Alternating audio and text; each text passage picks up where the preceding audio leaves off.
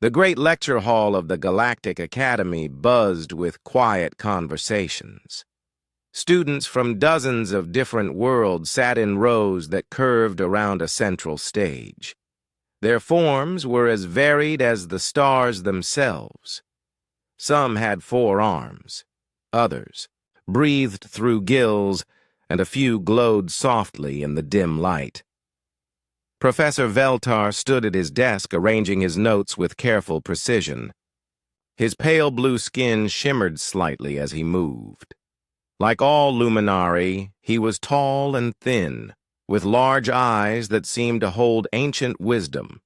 He had taught xenobiology at the Academy for over 40 years. Today would be his most important lecture. 3. The third row, 3 human students sat together. Timon checked his military uniform one more time. As a cadet from Earth's Defense Force, he always made sure he looked proper. His dark hair was cut short and neat. Next to him, Sora flipped. Through her digital notes, she was studying how different alien minds worked. Her long black hair fell over her shoulder as she leaned forward with interest. Jin Woo sat on her other side, tapping his fingers on his tablet. He was an engineering student, always thinking about how things worked. His curious eyes moved around the room, taking in all the different alien technologies. The 3 humans had become friends during their exchange program at the Academy. Earth was still new to the galactic community. Most aliens were curious about humans, but also somewhat nervous around them. The humans could never figure out why. Professor Veltar cleared his throat. The room fell silent. Students of all species turned their attention to him. Today, we discuss a species that joined our galactic community only 50 years ago, he began. His voice was soft but clear. A species that claims to be peaceful explorers. A species that says they want only friendship and knowledge. Several alien students nodded. They had heard the human representatives say these things many times. But today, I will prove to you that this species is lying, Veltar continued. Not intentionally, perhaps, but lying nonetheless. Taemin felt his stomach tighten. He had a bad feeling about where this was going. I will show you that humans are not peaceful explorers, the professor said. His large eyes seemed to glow brighter. I will prove that they are the most dangerous predators our galaxy has ever seen. Shocked whispers filled the room. Many students turned to look at the 3 humans. Taemin kept his face calm, but his hands clenched into fists. Sora's eyes widened. Jinwoo stopped tapping and sat very still. You may think I am being dramatic, Veltar said, but I have spent 5 years studying this species. 5 years examining their history, their biology, their culture, and their technology. What I found terrifies me. He pressed a button on his desk. A holographic image appeared above the stage. It showed Earth spinning slowly in space. The blue and green world looked beautiful and peaceful. This is their home world, Veltar explained. At first glance, it appears lovely. But look closer. The image zoomed in. Now they could see Earth's surface in detail. Massive storms swirled over the oceans. Lightning struck the ground again and again. Volcanoes erupted, sending ash into the sky. This planet is what we classify as a Class 12 deathworld, Veltar said. Most species could not survive even 1 day on its surface. The weather alone would kill them. The native life forms would finish the job. New images appeared. They showed Earth's animals. Lions hunting zebras, sharks attacking seals, bears catching salmon, spiders eating flies. Everything on this world is designed to kill something else, the professor continued. And humans evolved right in the middle of it all. They survived. They grew strong. They became the apex predator of their entire planet. A student in the front row raised a tentacle. But, Professor, many species evolved from predators. The Varaki were hunters. So were the Keth. Veltar nodded. True. But the Varaki were ambush predators. They hid and struck quickly. The Keth were pack hunters who overwhelmed their prey with numbers. Both strategies are common in the galaxy. He paused for effect. Humans developed differently. They became persistence predators. Do you know what that means? The room was silent. It means they literally ran their prey to death, Veltar explained. They would choose a target and follow it. Not fast, but constantly. Never stopping. Never resting. For hours. Sometimes for days. They would chase their prey until it collapsed from exhaustion. Then they would kill it. Several alien students looked sick. The idea of being hunted for days was horrifying to them. But, Professor, Sora said, speaking up for the first time, that was millions of years ago. Humans have evolved past that. Veltar turned his large eyes toward her. Have they? Let me show you something. A new image appeared. It showed human soldiers running in formation. Their faces were covered in sweat, but they kept moving. The timestamp showed they had been running for 6 hours. This footage was taken last month at a human military base, Veltar said. These soldiers ran for 8 hours without stopping. When they finished, they were still ready to fight. Their officers called it light training. Taman felt his cheeks get warm. He had done that exact same training exercise. Or consider this, the professor continued. A new image showed human marathon runners. Humans compete in races where they run for over 26 miles. They do this for fun. They call it sport. More images appeared. Humans climbing mountains. Humans swimming across oceans. Humans surviving in deserts and frozen wastelands. No other species in the galaxy has this endurance, Veltar said. When most creatures get tired, they rest. When humans get tired, they keep going. They push through pain, through exhaustion, through injury. They never give up. The professor walked closer to the human students. Tell me, Tamin, what is your military's most famous motto? Tamin hesitated, then answered quietly. Never leave a fallen comrade.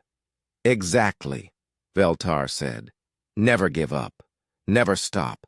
Never leave anyone behind. These are not the words of peaceful explorers. These are the words of persistence predators. Jinwoo raised his hand. But humans also create beautiful art. We write poetry. We make music. And so do many predator species, Veltar replied. Beauty and death often go together. The most deadly. Creatures on your world are often the most beautiful. Humans are no different. The room fell silent again. The professor returned to his desk. Over the next parts of this lecture, he said, I will show you exactly why humans are the ultimate predators.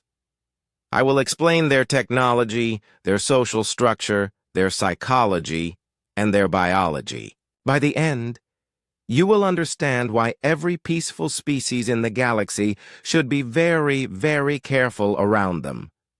The 3 human students looked at each other. They had never thought of themselves as predators. They were just people trying to learn and make friends. But as they looked around the room at the frightened faces of their alien classmates, they began to wonder if Professor Veltar might be right. Professor Veltar touched his control panel, and the lights in the lecture hall dimmed further. A new holographic display filled the space above the stage. It showed the African savanna, golden grass stretching to the horizon under a burning sun. 2 million years ago, he began, early humans lived here. The grasslands of Africa. It was hot, dry, and full of dangerous animals. Most creatures who lived here were either very fast, very strong, or very good at hiding. The hologram changed to show early human ancestors. They looked smaller and weaker than modern humans. They had no claws, no fangs, no natural weapons. Humans had none of these advantages, Veltar continued. They were not the fastest. They were not the strongest. They could not hide very well. By all logic, they should have died out quickly. A student with purple skin raised her hand. How did they survive? They developed something new, the professor said, something that had never been seen before in galactic evolution. Watch. The hologram showed a group of early humans. They spotted a large antelope in the distance. Instead of trying to sneak up on it or ambush it, they simply started walking toward it. The antelope saw them coming and ran away. It was much faster than the humans. Within minutes, it had disappeared over a hill. Any normal predator would give. Up here, Veltar explained. The prey escaped. The hunt failed. But in the hologram, the humans did not stop. They kept walking in the same direction. They followed the antelope's tracks. When they reached the top of the hill, they could see the animal resting in the shade of a tree far below. The antelope saw them again and ran. Again, it quickly disappeared. Again, the humans followed. This went on for hours, Veltar said. The antelope would run until it felt safe, then rest. The humans would catch up and the antelope would run again. Each time the animal got more tired.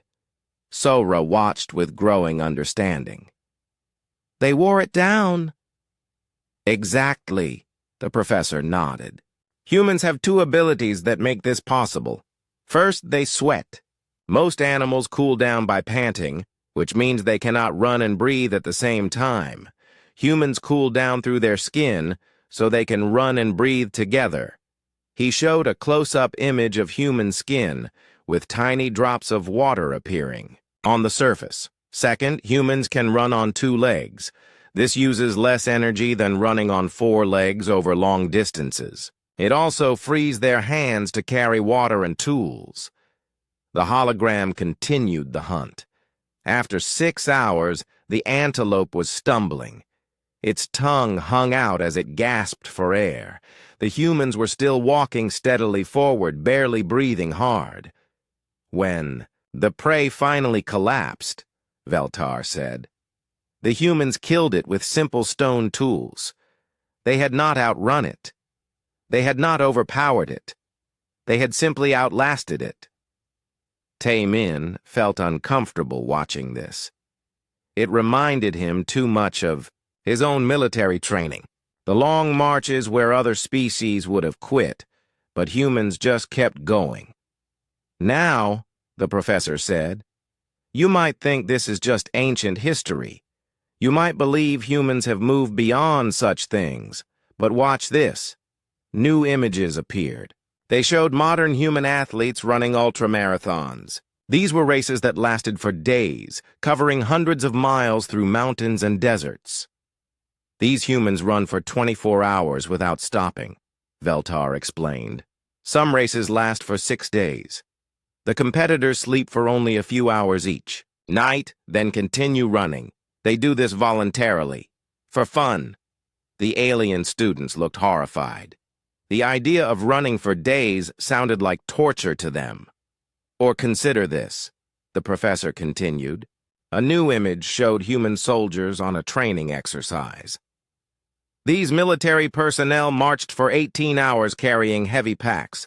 When they finished, their officers made them run for 2 more hours as punishment for being slow. Jinwoo shifted in his seat. He had heard stories like this from his friend Taemin. But it is not just physical endurance, Veltar said. Humans apply this same persistence to everything they do. Watch. The display showed human scientists working in a laboratory. The timestamp showed them working for 16 hours straight, taking only short breaks to eat. These researchers worked on the same problem for 3 years, the professor explained. Most species would have given up after a few months, but humans kept trying, kept experimenting, kept pushing forward. More images appeared. Humans climbing the highest mountains on Earth. Humans exploring the deepest parts of the ocean. Humans sending machines to other planets and continuing to operate them for decades. The Voyager space probe, Veltar said, showing an image of a small metal craft in space. Humans launched this 50 years ago. It is still sending data back to Earth. Most species would have forgotten about it by now. But humans keep listening, keep hoping, keep trying to learn more. A student with green scales spoke up. But surely this persistence has limits. Veltar's large eyes seemed to glow brighter. Let me tell you about the Iron Man competition.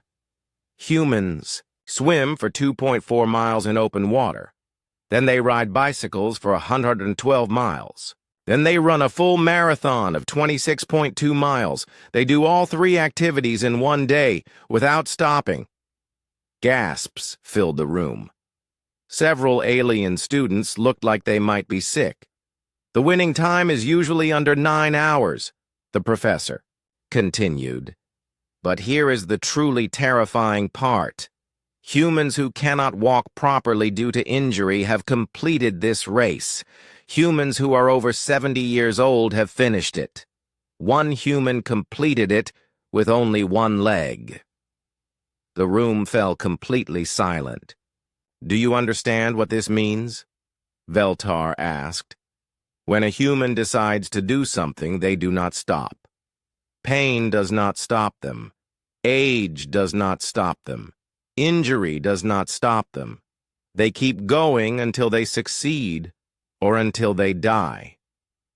Taemin thought about his military training, about the times he had wanted to quit but pushed through anyway, about the motto drilled into every human soldier: adapt, improvise, overcome. This is why humans are the ultimate predators, the professor explained. Not because they are stronger or faster than other species, but because they never give up. When they choose a target, they pursue it with absolute determination. They will follow it across space and time if necessary. Sora raised her hand. But Professor, humans use this persistence to help people too. Medical researchers work for decades to find cures for diseases. Engineers spend years designing safer buildings. Veltar nodded slowly. True, but that is exactly what makes them so dangerous. A predator that hunts only for food will stop when it is full. A predator that kills for territory will stop when it has enough space. But a predator that never stops, never gives up, never accepts defeat, that is something entirely different. He looked directly at the 3 human students. Tell me, he said to Taemin, if your people were threatened, would you stop fighting if the odds were hopeless? Taemin met his gaze steadily. No, sir. We would keep fighting until the end. Even if you were outnumbered 1,000 to 1? Especially then. Veltar turned to the rest of the class. There is your answer. Humans do not calculate odds the way other species do. They do not surrender when logic says they should. They fight until they win or until they die. The professor touched his control panel again, and the holographic display faded. This persistence hunting instinct shaped every part of human evolution, he concluded. Their bodies, their minds, their cultures, their technologies. Everything about them is designed for one purpose: to never give up. In our next session, We will see how they turn this instinct into the most terrifying weapons the galaxy has ever known. Professor Veltar stood before his class with a small object in his hand. It looked harmless enough, just a curved piece of wood with a string attached to both ends. "Can anyone tell me what this is?" he asked the assembled alien students. A student, with tentacles, raised one appendage. "It appears to be a primitive tool, Professor. Perhaps for making music." "A reasonable guess," Veltar replied. "But you are wrong.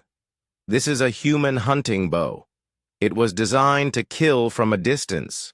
The professor placed the bow on his desk and activated a holographic display. It showed an early human drawing back an arrow and releasing it.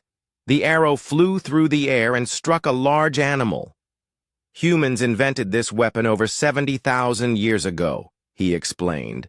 "But that is not the remarkable part. The remarkable part is what they did next." The hologram changed to show different types of bows throughout human history. Simple wooden ones, complex curved ones, massive ones that required special machines to pull back. Most species invent a tool and use it, as is for thousands of years, Veltar said. "Humans are different. They constantly improve their weapons. They make them deadlier, more accurate, more powerful." Jinwoo watched with fascination despite his discomfort. As an engineer, he could see the progression of technology. Each design was more sophisticated than the last. From bows, they moved to crossbows, the professor continued.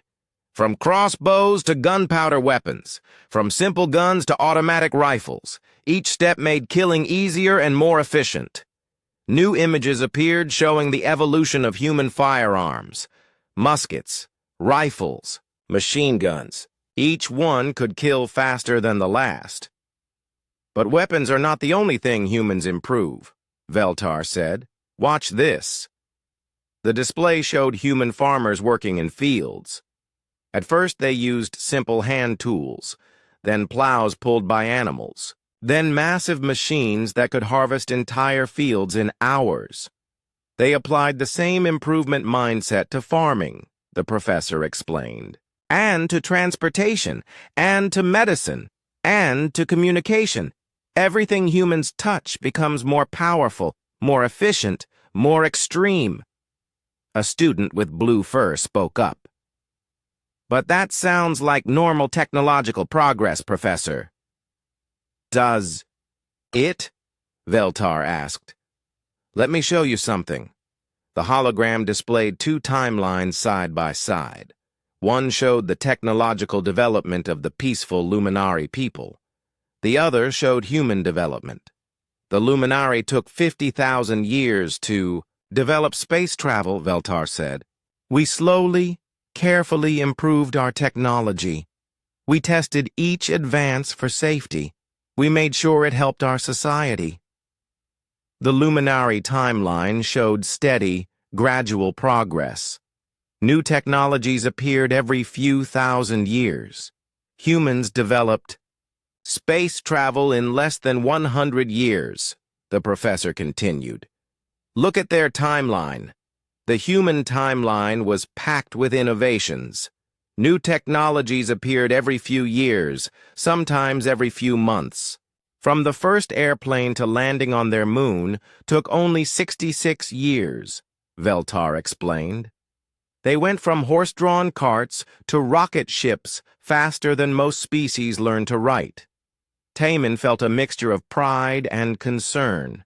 He had never thought about how quickly his people advanced compared to other species. "But speed is not the most frightening part," the professor said. "The frightening part is what they choose to improve first." The display showed a list of human inventions in order of when they were created.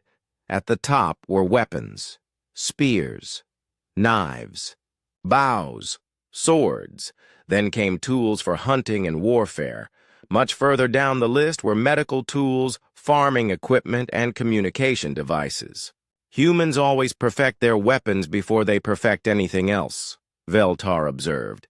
They spent thousands of years making better ways to kill before they invented the wheel. Sora frowned. Professor, that's not entirely fair. Humans also invented art, music, and literature very early. True, Veltar admitted, but even their art often focuses on conflict. Their stories celebrate warriors. Their music tells of battles. Their paintings show great victories in war. He showed images of human art throughout history, epic poems about heroes fighting monsters, paintings of famous battles, sculptures of victorious generals. Now let me show you something that should terrify every peaceful species in the galaxy, the professor said. The hologram displayed a simple human kitchen. It looked normal and harmless. This is where humans prepare food, Veltar explained. Notice the tools they use. He highlighted various objects in the kitchen. Knives of different sizes, a meat cleaver, sharp forks, scissors. Every human home contains multiple weapons, he said. They call them cooking tools. But look at them. Sharp blades designed to cut through flesh and bone. The image changed to show a human garage. Tools hung on the walls. Hammers, saws, drills, welding equipment. And here are more weapons, Veltar continued. Humans claim these are for building and repair. But every one of these tools could be used to cause harm. Jinwoo shifted uncomfortably. He thought about his own engineering workshop back on Earth. The professor was not wrong. Many of his tools could be dangerous in the wrong hands. The most frightening example, Veltar said, is what humans call atomic energy. The display showed a human nuclear power plant. Steam rose from large cooling towers. The facility looked peaceful and clean. Humans discovered how to split atoms, the professor explained. This could have been used purely for generating clean energy. They could have solved their power problems forever. The image changed to show a nuclear explosion. A massive mushroom cloud rose into the sky, destroying everything below it. Instead, the first thing they did was turn it into the most powerful weapon ever created, Veltar said. They built bombs that could destroy entire cities. Then they built bigger bombs that could destroy entire countries. Several alien students looked sick. The idea of a weapon that could kill millions at once was beyond their understanding. They even pointed these weapons at their own planet, the professor continued. For decades, humans had enough nuclear weapons to destroy all life, on Earth several times over. They called it mutual assured destruction. The room was completely silent. The alien students stared at the images in horror. But Professor, Taemin said quietly, humans also used nuclear technology for medicine. We treat cancer with radiation. We power cities without pollution. After, Veltar replied, they found peaceful uses after they perfected the weapons. This is always the human pattern. First they ask, how can we kill with this? Then they ask, how can we help with this? The professor walked closer to the human students. Tell me, Jinwoo, he said, what was the first thing you thought about when you learned to make fire as a child? Jinwoo hesitated. I wondered if it could melt metal. And what did you want to do with melted metal? Make tools, Jinwoo said reluctantly. What kind of tools? Jinwoo's voice was barely a whisper. Better tools, stronger tools. Veltar nodded. Tools that could cut better, tools that could hit harder, tools that could last longer in battle. He returned to the center of the stage. This is the human way, he told the class. They take every discovery, every invention, every breakthrough, and they ask themselves, how can we make this more powerful? How can we make it more effective? How can we use it to overcome our enemies? The display showed rapid images of human technology advancing. Stone tools became metal tools. Metal tools became powered tools. Powered tools became smart tools. They never stop improving, Veltar concluded. They never accept good enough. They always push for more power, more speed, more efficiency, and they always think about warfare first. Sora raised her hand. But humans also invented hospitals, schools, and libraries. They create things to help people. Yes, the professor agreed. But notice what they do with those helpful things. They build the best hospitals in the galaxy, then use them to patch up soldiers so they can fight again. They create the most advanced schools, then use them to train better engineers who design better weapons. He looked around the room at all the alien faces staring back at him. Humans do not just use tools, he said. They are tools. They are living weapons that constantly upgrade themselves. In our next session, I will show you how they organize these living weapons into the most efficient killing groups the galaxy has ever seen. The lights came up slightly, indicating the session was over, but none of the students moved. They sat, in stunned silence, trying to process what they had learned. The three human students looked at each other with new understanding. They had never thought of themselves as weapons before. But listening to Professor Veltar, they began to wonder if maybe they were. Professor Veltar began the fourth session by dimming the lights and displaying a scene that made several alien students gasp in shock. The hologram showed a human soldier lying wounded on a battlefield. Enemy fire exploded around him as three other humans ran toward him, ignoring the danger. This footage was taken during a human military conflict 10 years ago, Veltar explained. The wounded soldier was already unconscious. Logic suggested he was probably dying. The smart tactical decision would have been to leave him behind. The alien students watched as the three humans reached their fallen comrade. One of them threw the wounded soldier over his shoulder while the other two provided covering fire. They began moving towards safety, but they were much slower now, carrying the extra weight. These humans had a 90% chance of reaching safety if they abandoned their companion, the professor continued. With him, their chances dropped to 30%. Yet they did not hesitate for even a moment. The hologram showed the rescue continuing. More enemy fire erupted around them. One of the rescuers was hit and stumbled, but the others immediately helped him too. Now they were moving even slower, carrying two wounded soldiers. Their survival chances dropped to 10%, Veltar said. Any rational species would have accepted the loss at this point.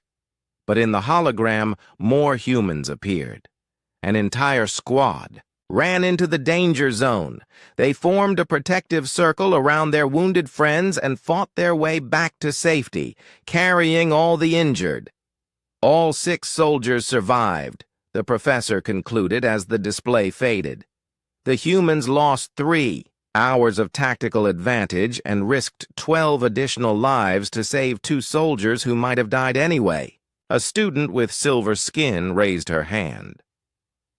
Professor, that seems illogical. Exactly, Veltar replied. It makes no sense from an individual survival standpoint, but it makes perfect sense when you understand human pack mentality. He activated a new display showing early human tribes gathered around fires. Humans evolved as social hunters, he explained.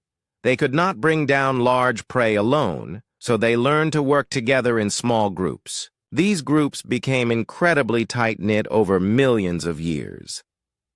The hologram showed a human hunting party working together to trap a massive mammoth. Each person had a specific role. When one hunter was injured, the others immediately protected him. For humans, The survival of the pack became more important than individual survival, Veltar continued. This created something we rarely see in galactic species: absolute loyalty to the group. Sora watched the display with growing recognition. She thought about her own family, her friends, her classmates. The professor was right. Humans would do anything for the people they cared about. "Let me show you how this pack mentality works in modern humans," Veltar said. The display changed to show human firefighters running into a burning building. The structure was collapsing, clearly dangerous, but they went in anyway. These humans risked their lives to save complete strangers, the professor explained. They do not know the people inside the building. They gain nothing from saving them. Yet they treat everyone in their community as part of their pack. More images appeared. Human doctors working without sleep during a medical crisis. Human teachers spending their own money to buy supplies for students. Human volunteers traveling to disaster areas to help people they had never met. The human pack has expanded beyond family and tribe, Veltar observed. It now includes their entire species and often extends to other species as well. Jinwoo thought about the human relief workers who had helped after the great earthquake on Rigel Colony. They had worked for weeks rebuilding alien homes, asking for nothing in return. But it gets worse, the professor continued. Human pack loyalty extends even beyond death. The hologram showed a human military cemetery. Rows of white markers stretched to the horizon. Humans walked among them, leaving flowers and standing in silence. Humans honor their dead pack members for centuries, Veltar explained. They build monuments. They tell stories. They teach their children the names of heroes from thousands of years ago. A new image showed humans on Memorial Day, placing flags on graves of soldiers who died in wars fought before they were born. Most species forget the dead after a generation or two, the professor said. Humans never forget. They carry the memories of every pack member who ever lived. This creates an unbroken chain of loyalty stretching back through all of human history. Tae-min felt a chill run down his spine. He thought about the military traditions he had learned, the ceremonies honoring fallen soldiers, the way human military units traced their histories back hundreds of years. Now watch this, Veltar said, and understand why human pack loyalty is so terrifying. The display showed a human prisoner of war camp. Enemy soldiers were questioning a captured human, trying to get information about his unit's plans. This human was tortured for 6 months, the professor explained. His captors used every method they could think of, but he never gave up any information that would endanger his pack. The hologram showed the human prisoner, barely alive but still refusing to speak. He died before revealing a single secret, Veltar said quietly. His pack members were people he had known for only a few years. Yet he chose death over betrayal. Several alien students looked away from the display. The idea of suffering so much for others was incomprehensible to them. This level of loyalty would be remarkable in a single individual, the professor continued. But it is not rare among humans. It is normal, expected, standard behavior. He showed statistics on a screen. Numbers showing how often human soldiers chose death over betrayal. How often human civilians protected refugees at the cost of their own lives. How often human rescue workers died trying to save others. Every human is raised from birth to value the pack above the self, Veltar explained. They are taught that betraying the group is the worst possible crime. They are trained to sacrifice everything for their pack members. The display changed to show human children playing games. But these were not ordinary games. They were team sports that required cooperation and trust. Human children learn pack loyalty through play, the professor observed. They are taught that winning alone means nothing. They must win together, or the victory is worthless. Sora remembered her own childhood, playing soccer with her friends, the way they celebrated goals together, the way they supported teammates who made mistakes. The professor was showing her something she had lived but never really thought about.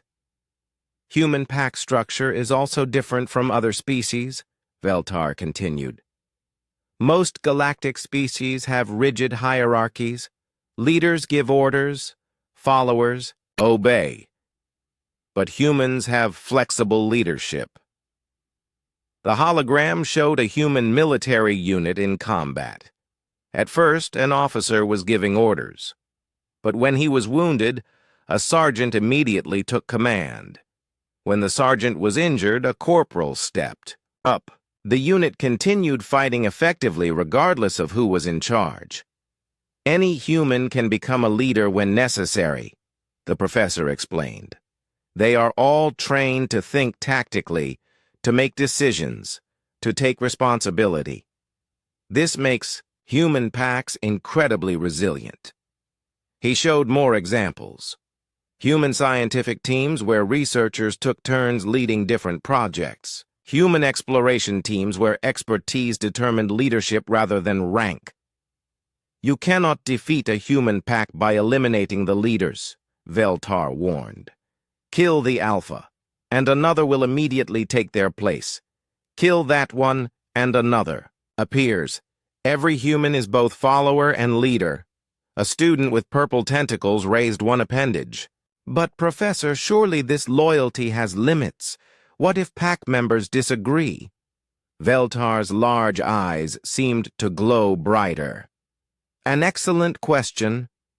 Let me show you what happens when human packs fight each other. The display showed scenes from human civil wars throughout history. The images were brutal. Humans fighting humans with terrifying intensity. When human packs turn against each other, the results are devastating, the professor said. They fight with the same loyalty and determination they normally use to protect each other. Human civil wars are the bloodiest conflicts in galactic history. The hologram showed battle statistics, casualty numbers that made alien students gasp in horror. But notice something important, Veltar pointed out. Even during these conflicts, humans within the same pack never betray each other. Brothers fight against brothers, but they remain loyal to their chosen pack until death. He showed footage of human medics treating wounded enemies during wartime. And when the fighting ends, humans can form new packs with their former enemies, he explained. They extend their loyalty to include those who were trying to kill them just moments before. The professor returned to the center of the stage. This is why human pack mentality is so dangerous, he concluded. They will die for each other without question. They will fight for each other without mercy. They will never abandon each other, no matter how hopeless the situation becomes. He looked directly at the three human students. Tell me, he said to Taemin, if your friends were captured by enemies, what would you do? Taemin did not hesitate. I would come for them, no matter what. Even if it meant certain death? Especially then. Veltar turned to Sora. And if your people were threatened with extinction? Every human would fight, she replied. We would never surrender. Professor Veltar stood silently at his podium for a long moment, his large, luminous eyes scanning the faces of his students. When he finally spoke, his voice was barely above a whisper. What I am about to show you, he began, may be the most disturbing aspect of human psychology. I want you to understand that this footage is real. These are documented cases, verified by multiple sources. The lights dimmed completely, and a holographic display filled the center of the lecture hall. It showed a human woman trapped under a heavy piece of machinery. She appeared unconscious, possibly dying. This happened 3 years ago on a mining station, Veltar explained. The machine weighs approximately 2,000 kilograms. It would normally take heavy equipment to lift it. The hologram showed another human, a small man who looked to be the woman's father, approaching the trapped person. His face showed pure terror, but also something else, something that made several alien students shift uncomfortably in their seats. "Watch carefully," the professor instructed. The man grabbed the edge of the massive machine, his muscles strained. His face turned red with effort, and impossibly, incredibly, the machine began to rise. Medical scans later showed that this human developed the strength of 4 normal men, Veltar said as the hologram continued. He lifted something that should have been physically impossible for him to move. The woman was pulled to safety. The man collapsed immediately afterward, his body shaking from exhaustion, but she was alive. This phenomenon is called hysterical strength, the professor explained. It occurs when humans are faced with extreme fear for their pack members. Their bodies produce massive amounts of chemicals that make them temporarily superhuman. Gasps echoed through the lecture hall. The alien students had never heard of anything like this. Most species become weaker when they are afraid, Veltar continued. Fear makes them freeze, run away, or make poor decisions. But humans often become more dangerous when they are afraid. A new image appeared showing a human brain during a fear response. Certain areas glowed brightly with activity. When humans feel fear for themselves, they react normally, the professor explained. They try to escape or hide, just like other species. But when they feel fear for their pack members, something different happens. The brain image changed to show different areas lighting up. These regions glowed much more intensely. The human brain releases chemicals called adrenaline, cortisol, and endorphins, Veltar said. Together, these chemicals make humans stronger, faster, and less sensitive to pain. They also reduce logical thinking and increase aggressive behavior. Jinwoo watched with fascination and growing concern. He remembered stories his grandfather told about the war, about ordinary people doing impossible things when their families were threatened.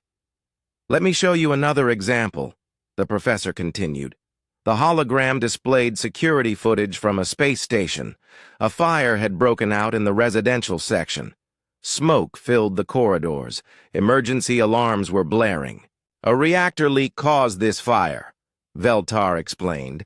The radiation levels in this corridor would kill most species within minutes.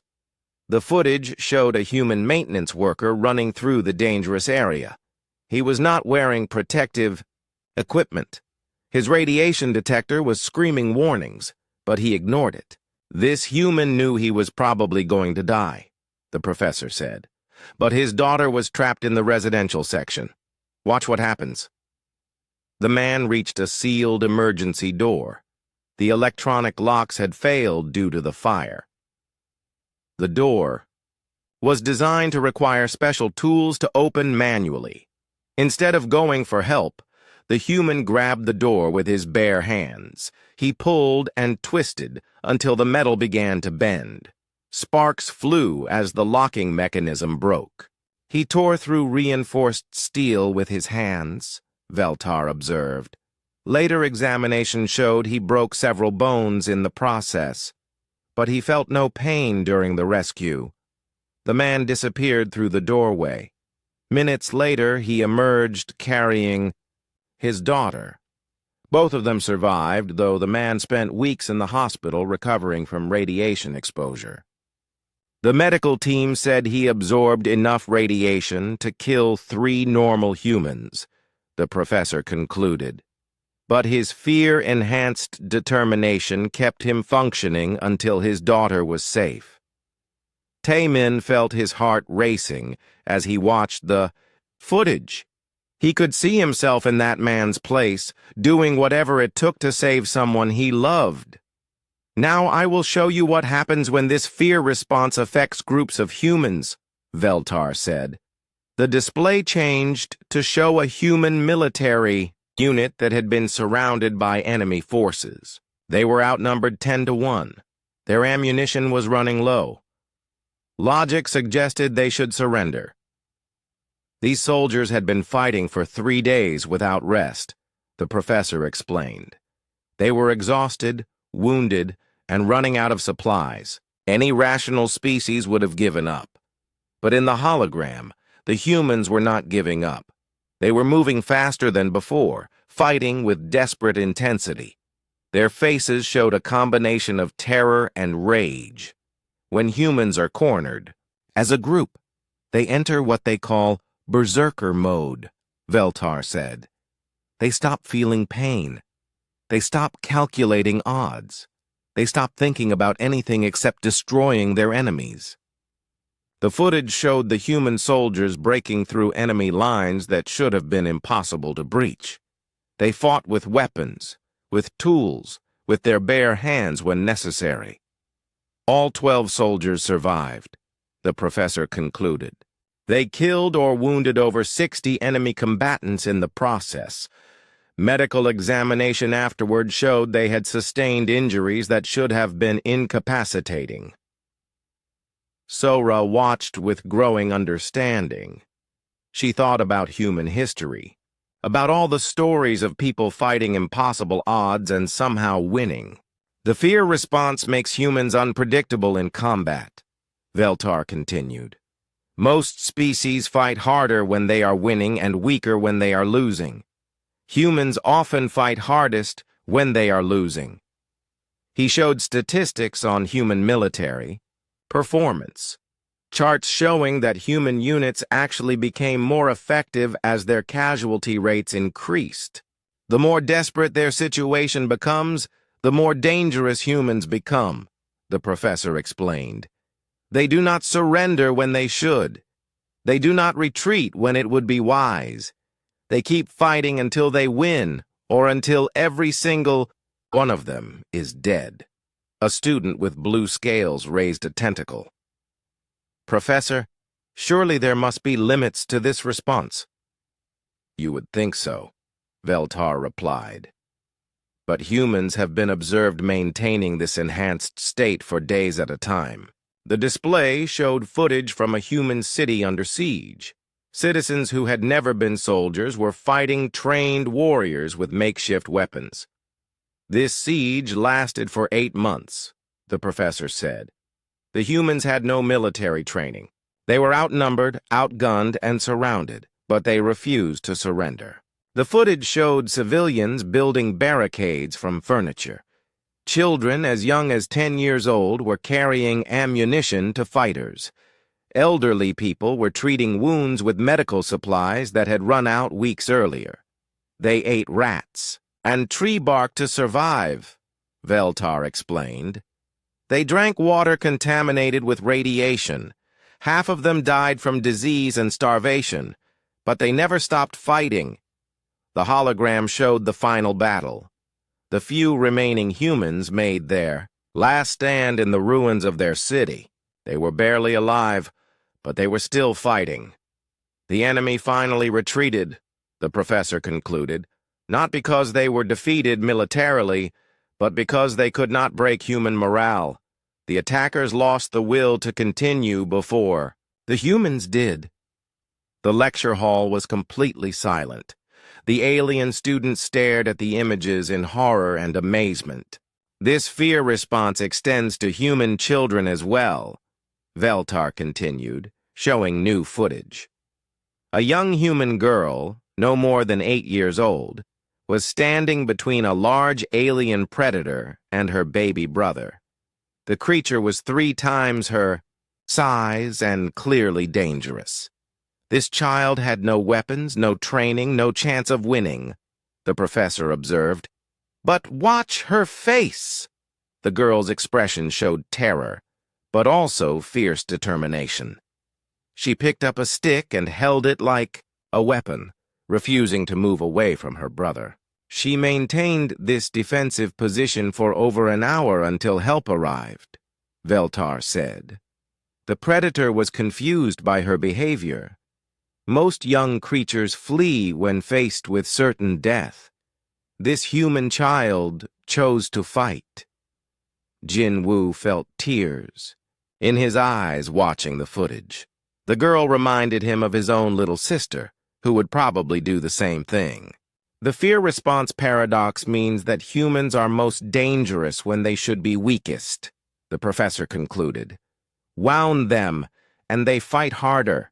Corner them, and they become more creative. Threaten their pack, and they transform into something beyond normal biological limits. He turned to face the three human students directly. Tell me, he asked Taemin, what would happen if this academy was attacked and your classmates were in danger? Taemin looked around the room at the alien students who had been learning to fear his species. His voice was steady and calm. We would protect them, he said simply. All of them. Even though they are different species? Especially because they are different species. They cannot protect themselves the way we can. Veltar nodded slowly. And that, class, is perhaps the most terrifying thing. Professor Veltar activated the holographic display, and suddenly the lecture hall was filled with the image of a massive storm. Lightning cracked across dark skies, while wind howled and rain fell in sheets. Several alien students instinctively ducked as thunder boomed through the speakers. This is a Category 5 hurricane on Earth, the professor announced over the sound of the storm. Wind speeds reach 300 kilometers per hour. The storm system is larger than many planets in our galaxy. The image zoomed in to show humans walking through the storm. They were bent against the wind, but still moving, still functioning, still going about their daily lives. Most species would consider this an extinction-level event, Veltar explained, but humans call it severe weather. They have developed systems to predict these storms, survive them, and rebuild afterward. A student with green skin raised her hand, her voice shaking slightly. Professor, how is that possible? Because, Veltar replied, this is normal weather on their world. Earth produces dozens of these storms every year, and this is just one type of weather that humans consider routine. The hologram changed to show a tornado tearing across the landscape. The funnel of wind was destroying everything in its path, but humans in nearby areas were calmly watching from their shelters. Tornado season, the professor said simply. Humans have built their entire civilization around these regular occurrences. They have warning systems, safe rooms, and cleanup procedures. Children learn tornado drills in school the same way they learn mathematics. The display shifted to show massive walls of snow and ice sweeping across a landscape. The temperature. Readings showed -40 degrees. Blizzards, Veltar continued. Humans who live in cold regions consider these normal winter weather. They have developed clothing, vehicles, and heating systems that allow them to function normally in temperatures that would kill most galactic species within minutes.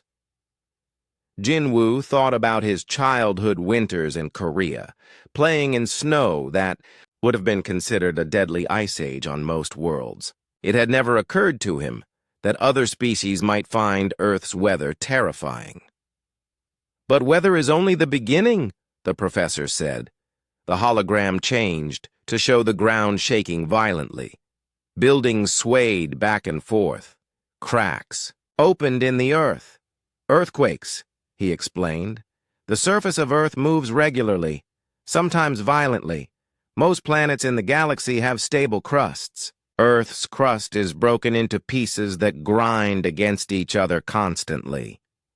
The image showed humans calmly evacuating buildings during an earthquake. They moved quickly but without panic, following practiced emergency procedures. Humans have learned to build structures that can flex with the moving ground, Veltar observed. They have created early warning systems and emergency protocols.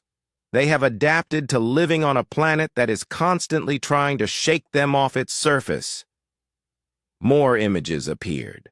Volcanoes erupting, sending lava and ash into the sky. Floods, covering vast areas of land. Wildfires consuming entire forests. Volcanic eruptions, floods, and fires, the professor listed. All regular occurrences on Earth. Humans have learned to predict them, prepare for them, and survive them. The display showed human firefighters running toward burning buildings, while other species would be running away. Human rescue workers wading through flood waters to save trapped victims. Human scientists monitoring active volcanoes from close range. They do not just survive these disasters, Veltar pointed out. They have professions dedicated to fighting them. Humans volunteer to face these dangers regularly. Sora watched the images with new understanding. She had grown up thinking firefighters and rescue workers were normal. Now she realized that most species would consider these humans completely insane. The weather and geology are dangerous enough, the professor continued, but the truly terrifying part is the life forms that evolved alongside humans. The hologram changed to show Earth's wildlife. First came images that seemed harmless, small, colorful creatures in forests and fields. These appear peaceful, Veltar said, but look closer. The images zoomed in. The small creatures had sharp teeth, claws, and aggressive behaviors. Even the plant eaters had horns, hooves, and bad tempers. Every single animal on Earth is dangerous, the professor explained. Even the ones that eat plants have evolved weapons to defend themselves. And the predators, new images appeared. Lions hunting zebras, sharks attacking seals, bears catching fish, snakes striking at prey. Earth's predators are more efficient killers than military weapons on most worlds, Veltar said. They have perfect camouflage, deadly toxins, crushing strength, and lightning-fast reflexes. The hologram showed a great white shark leaping completely out of the water to catch a seal. Its massive jaws could crush a small spacecraft. And humans evolved alongside these creatures, the professor emphasized. Not only did they survive, they became the dominant predator on a world full of perfect killing machines. A student with silver fur spoke up nervously. But surely humans avoid the dangerous animals? Veltar's large eyes seemed to glow brighter. On the contrary, they seek them out.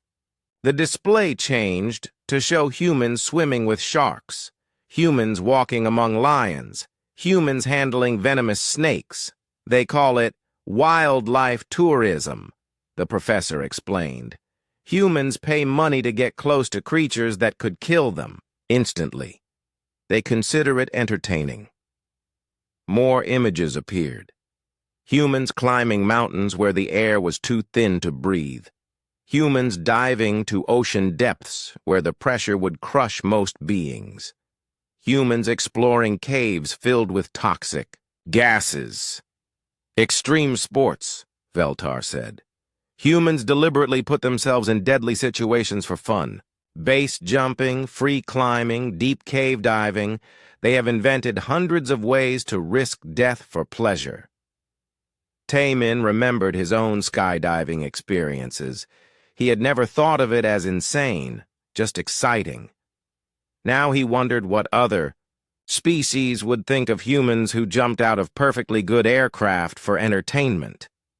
The environment shaped every aspect of human evolution, the professor continued.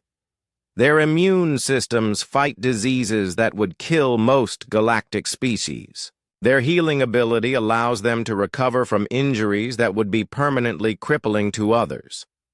The hologram showed human medical data: bone density, muscle strength, reaction times, all far beyond the normal range for most species.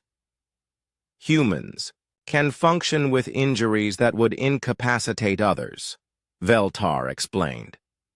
They have been observed fighting effectively with broken bones, severe blood loss, and damaged organs. New images showed human athletes competing with various injuries, runners finishing marathons on broken legs, fighters continuing matches with concussions, soccer players completing games with torn muscles. They consider pain to be temporary and ignorable, the professor observed. Most species treat pain as a warning to stop dangerous activities. Humans treat it as motivation to push harder.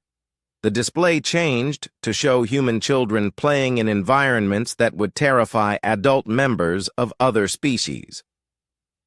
Kids climbing, trees 50 meters tall, children swimming in waters with dangerous currents, young humans exploring caves and abandoned buildings. Human children are taught from birth that their world is dangerous, Veltar said. But instead of teaching them to hide from danger, humans teach their children to overcome it. He showed footage of human schools, children learning to swim in case of floods, students practicing earthquake drills, young people learning basics, first aid and survival skills. Every human child learns to function in emergency conditions, the professor explained. They are taught to remain calm during disasters, to help injured people, and to survive without modern conveniences. Sora thought about her own childhood education. Fire drills, tornado warnings, earthquake procedures. It had all seemed normal. Now she realized that most species would consider human childhood training to be military-level preparation. But the most remarkable adaptation, Veltar continued, is psychological. Humans have learned to find beauty in their dangerous world. The hologram showed images of Earth that took the alien students' breath away. Massive storms lit by lightning, volcanoes painting the sky with fire, vast oceans under star-filled skies. They write poetry about hurricanes, the professor said. They create art inspired by earthquakes. They compose music that captures the sound of volcanoes erupting. More images appeared. Human paintings of storms at sea, sculptures inspired by mountain peaks, photography capturing lightning strikes and tornado formations. Humans do not just survive their deadly world, Veltar observed. They love it.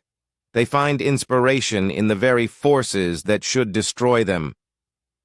The professor walked closer to the human students. "Tell me, Jinwoo," he said, "do you miss the dangers of Earth?" Jinwoo thought for a moment. "I miss the thunderstorms," he admitted. "The sound of rain. The feeling of power in the air." "And you, Sora? What do you miss about your dangerous homeworld?" "The seasons changing," she replied. "The way winter makes you feel alive. The beauty of snow covering everything." "Taemin?" "The mountains," Taemin said without hesitation. "The challenge of climbing them. The view from the top after you've earned it." Veltar nodded slowly. "You see, class? They do not just tolerate their world's dangers. They crave them. They feel incomplete without them." Professor Veltar stood at his podium, but for the first time in the lecture series, he was not alone on the stage. Taemin, Sora, and Jinwoo sat in chairs facing the class. The three human students looked calm, but there was something different about them now. They seemed more serious, more focused than before. For the past 6 sessions, Veltar began, I have presented evidence that humans are the ultimate predators in our galaxy. I have shown you their evolution, their technology, their social structure, their psychology, and their world. Now, I think it is only fair to let them speak for themselves. He gestured toward the human students. These 3 young humans have listened to everything I have said. They have heard themselves described as persistence hunters, living weapons, and products of a death world. I have asked them to respond honestly to these claims. The professor stepped back and nodded to Tae-min, who rose from his chair. The young military cadet looked out at the sea of alien faces staring back at him. Many showed fear, some showed curiosity, but most showed a mixture of both. Professor Veltar is not wrong, Tae-min said simply. His voice was steady and clear. Everything he has told you about humans is true. We are persistent. We do turn everything into weapons. We never give up, and we never leave our pack behind. Several alien students shifted uncomfortably in their seats. They had hoped the humans would deny these frightening claims. But Professor Veltar missed something. Important, Tae-min continued. He never asked why we developed these traits. The young cadet began walking across the stage as he spoke. We became persistence hunters because we were not strong enough to kill quickly. We had to run our prey down because we could not overpower it. We developed endurance because we were too weak to win through strength. Tae-min paused and looked directly at a student in the front row who had green scales and large, frightened eyes. We became weapons because we were defenseless. We formed tight packs because we were vulnerable alone. We learned to fight despite fear because we were always afraid. Sora stood up from her chair. Professor Veltar showed you many examples of human technology, she said. He showed you our weapons, our tools, our ability to turn anything into something dangerous. She activated a small device in her hand. A holographic display appeared showing images from human hospitals. But for every weapon humans have created, we have created 10 medical devices. For every tool of war, we have built 100 tools of peace. The display showed human doctors performing surgery with incredibly precise instruments, machines that could see inside the body without cutting it open, devices that could restart a heart or help someone breathe. Humans invented antiseptics, anesthesia, and antibiotics, Sora explained. We created vaccines that have saved millions of lives, across dozens of species.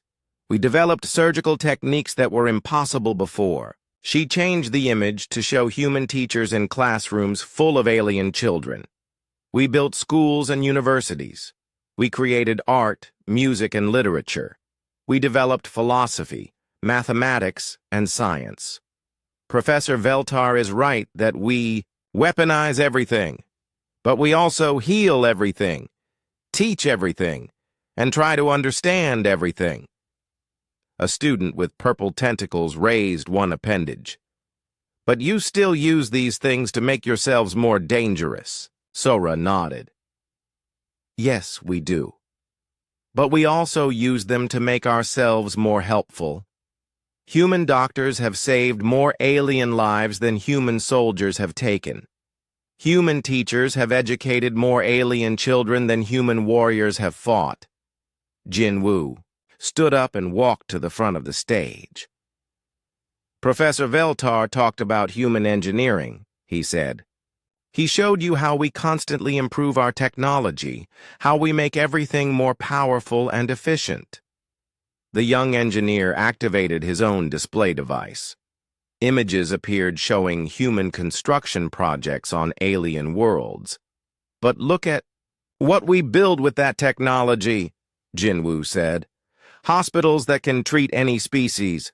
Schools designed for alien children. Homes that work in any environment. Transportation systems that connect different worlds.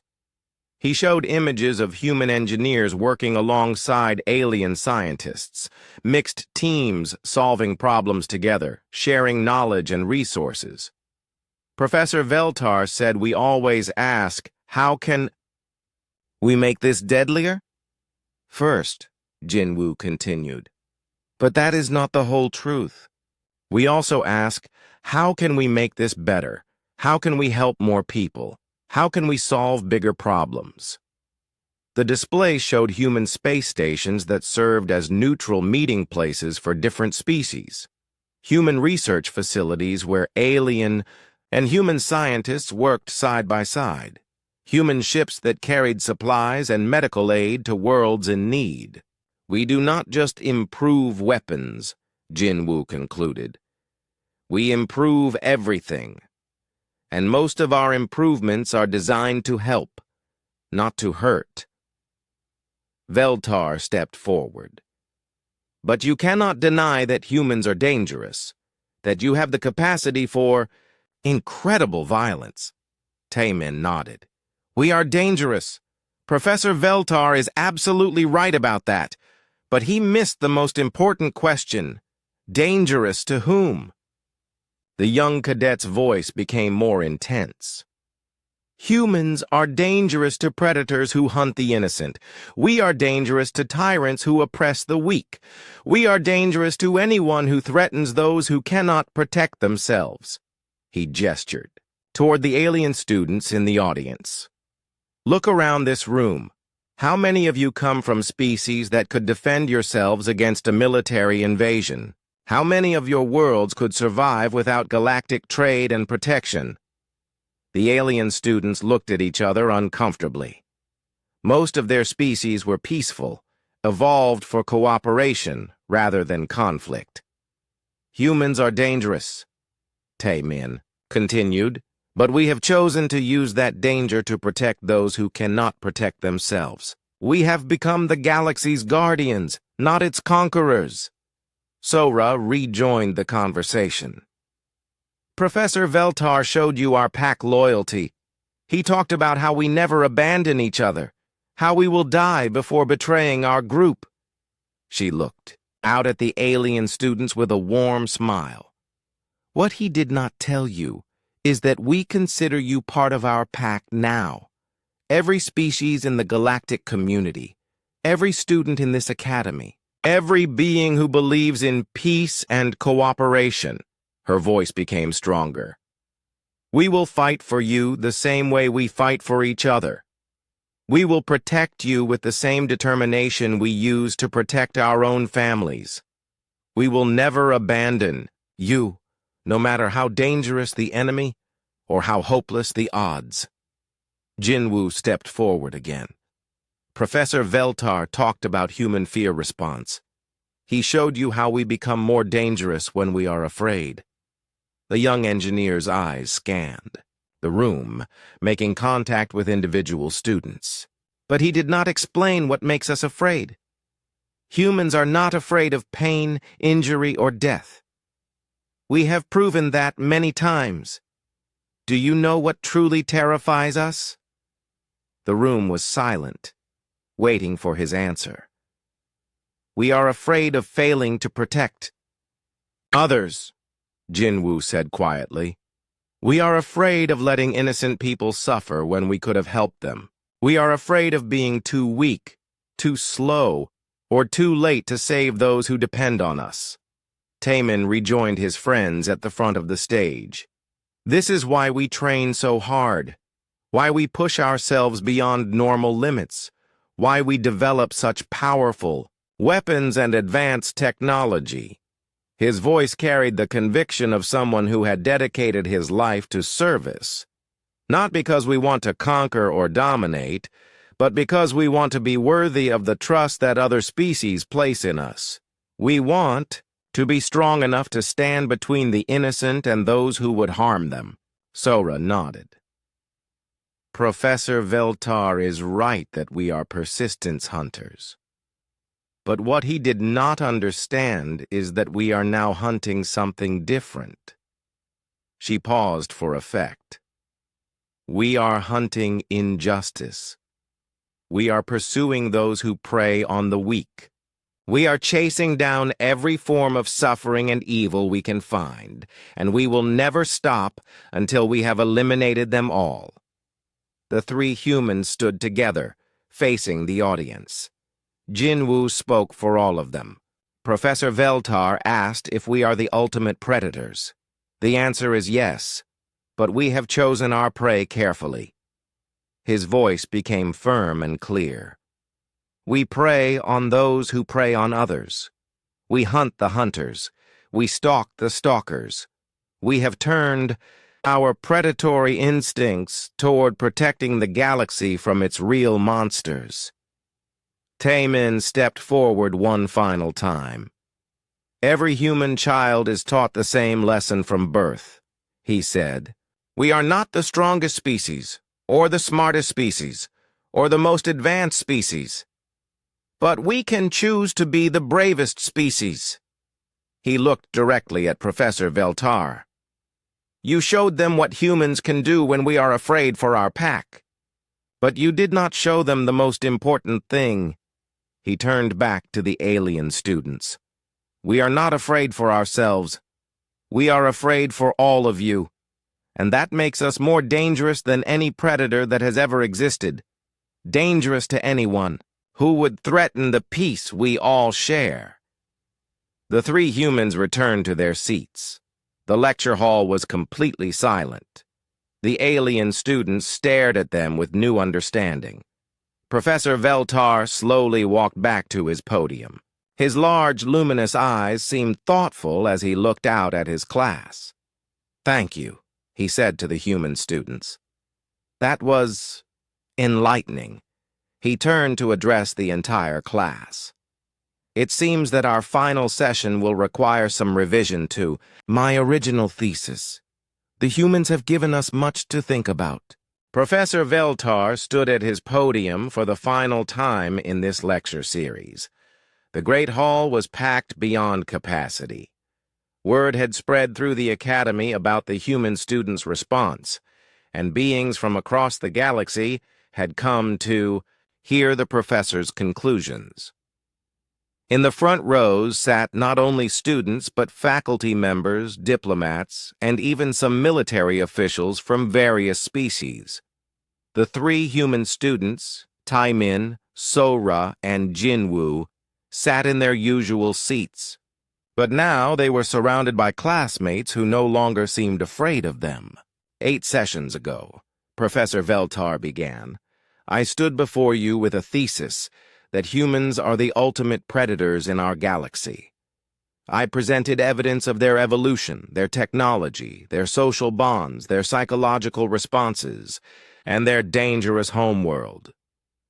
He paused, his large, luminous eyes scanning the diverse crowd. Everything I told you was factually correct. Humans are indeed persistence hunters. They do weaponize everything they touch. They form incredibly strong pack bonds. They become more dangerous when afraid for others. And they evolved on a world so hostile it defies galactic classification standards. Several alien beings nodded in agreement. The evidence had been overwhelming.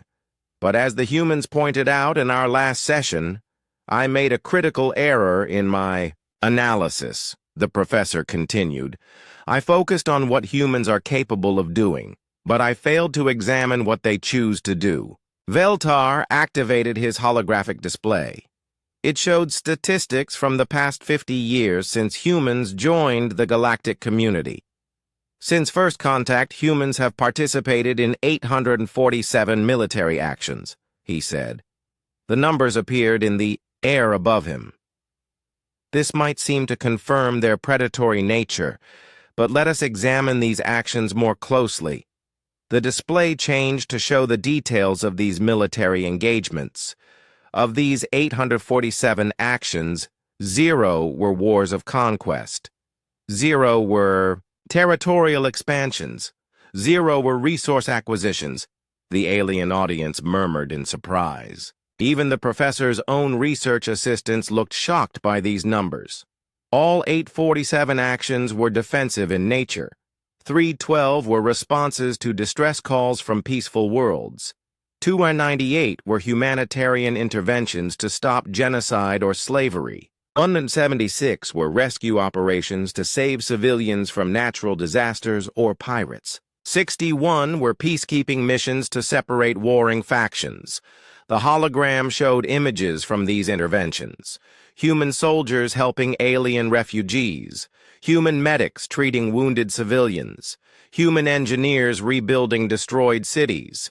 In every single case, humans used their formidable military capabilities to protect others, not to advance their own interests. Veltar continued. Sora watched as several alien diplomats in the audience exchanged meaningful glances. They were beginning to understand something important about their human allies. But military action is only one measure, the professor said. Let us examine human civilian contributions to galactic society. The display changed to show new statistics, medical advances, educational programs, technological innovations, and scientific discoveries. Humans have developed 67% of all major medical breakthroughs in the past 50 years, Veltar announced. They have created vaccines for diseases that plagued dozens of species. They have developed surgical techniques that were considered impossible. Jin Wu felt a surge of pride as he watched the data scroll past. His own people had accomplished so much in such a short time. In education, humans have established 12,000 schools across 400 worlds, the professor continued. They teach not just human children, but young beings from 73 different species. They have created translation technologies that allow any species to communicate with any other. More images appeared.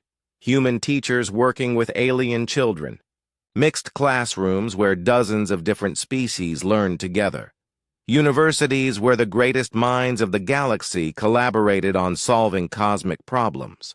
In scientific research, humans have contributed to 89% of all major space exploration projects, Veltar said. They have discovered 34 new worlds suitable for colonization. They have made first contact with 18 previously unknown species, and in every case, they approached with peaceful intentions. The hologram showed human exploration vessels. Unlike the warships of most species, these ships were designed for research and diplomacy, not conquest. But perhaps most remarkably, the professor continued, humans have used their persistence-hunting instincts for an entirely new purpose. The display changed to show human law enforcement officers working with alien authorities. Human investigators tracking down criminals across multiple star systems. Human prosecutors ensuring justice for victims of all species. They have become persistence hunters of injustice, Veltar explained. When a crime is committed anywhere in the galaxy, when innocent beings are harmed, humans will track the perpetrators across space and time. They never give up, never stop investigating, never allow evil to go unpunished. Tae-min nodded as he watched footage of human peacekeepers. This was what he had trained for, not to conquer, but to protect. Their weapon-making instincts have been channeled toward creating tools of justice and protection, the professor observed. Human police forces are equipped with non-lethal weapons designed to subdue rather than kill. Human military units carry more medical supplies than ammunition. The audience watched as the hologram showed human soldiers treating wounded enemies, human doctors working to save the lives of those who had been trying to kill them just hours before. Their pack loyalty has expanded to include the entire galactic community, Veltar continued. Humans will risk their lives for beings they have never met, from species they barely understand, simply because they are part of the larger galactic family. He showed footage from the recent crisis on Kepler-7, where human volunteers had worked for months to evacuate an alien colony before their sun went nova. Many humans had died in the effort, but they had saved over 2 million alien lives.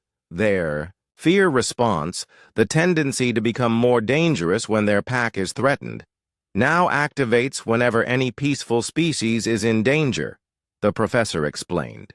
Threaten a human's family, and they become formidable. Threaten their alien neighbors, and they become unstoppable. The hologram displayed recent footage from the Outer Rim, where human forces had defeated a pirate armada that had been terrorizing trade routes for decades. The humans had received no payment for this service. They had acted simply because innocent beings were suffering, and their deathworld origins have given them the ability to operate in environments where other species cannot survive, Veltar concluded. This makes them ideal for rescue operations, exploration missions, and emergency responses. He showed images of humans working in extreme conditions, rescuing survivors from crashed ships in asteroid fields, providing medical aid during volcanic disasters, maintaining space stations in radiation-heavy sectors where other species could not function. Professor Veltar deactivated the holographic display and walked to the center of the stage. My original thesis was that humans are the ultimate predators, he said. I now realize this was both correct and incomplete. He looked directly at the 3 human students. Humans are indeed the ultimate predators, but they have consciously chosen to hunt only those who prey upon the innocent. They have taken every evolutionary advantage that made them dangerous and turned those advantages toward protecting others. The professor's voice grew stronger as he reached his conclusion. They are persistence hunters who never stop pursuing justice. They are weapon makers who create tools of peace. They form pack bonds with species they have never even met. They become more dangerous when others are threatened than when they themselves are in peril. He paused, looking out at the diverse audience of aliens who had come to understand something profound about their human allies. And perhaps most remarkably, they evolved on a world so dangerous that it should have made them selfish, paranoid, and aggressive. Instead, it taught them that survival depends on cooperation, that strength must be used to protect the weak, and that the greatest victories come from helping others. A student in the middle of the hall raised a tentacle. Professor, what does this mean for the rest of us? Veltar smiled, an expression that was rare for his usually serious species. It means we are extraordinarily fortunate, he replied. The most dangerous predators in galactic history have chosen to be our guardians, instead of our conquerors. We have beings among us who will never give up, never surrender, and never abandon us, no matter how hopeless our situation becomes. He gestured toward all the alien students in the audience. You are under the protection of a species that considers your well-being more important than their own lives. You are defended by beings who become more determined as the odds get worse, more creative as the situation becomes desperate, and more dangerous as the threats increase. The professor walked over to stand beside the 3 human students. I began this lecture series believing that we should fear humans, he admitted. I now believe the opposite. We should fear being without them. He looked out at the audience. One final time. The real monsters of the universe, the conquerors, the slavers, the genocidal empires, they should be very afraid. Because humanity has awakened. The ultimate predators are hunting them now.